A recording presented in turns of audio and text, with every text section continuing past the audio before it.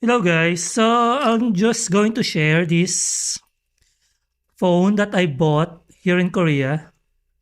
So Samsung, it's a Samsung phone which I bought here in Korea. As you can see and heard here, there's a shutter sound every time I take a photo. Because it's a law in Korea that if you bought a phone here in Korea and you use it here in Korea, there will be a shutter sound in order to prevent taking photos of other people without them knowing it. So it's a prevention, those underskirt photo or lewd photo or anything that without other people knowing it. So it's a prevention.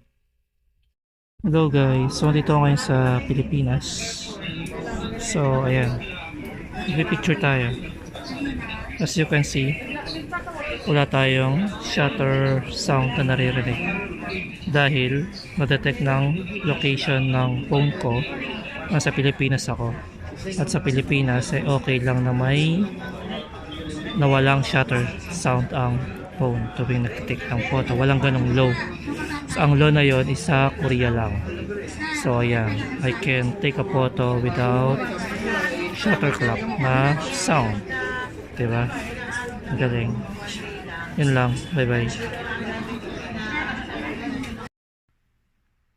So ayun guys, I'm back to Korea and my phone has shutter sound again whenever I click or take a photo. So what happened was, to summary, whenever I'm in Korea, there will be sound or shutter sound whenever I take a photo. This is for prevention. And then, whenever I leave Korea, go back to Philippines, there will be no sounds, shutter sound.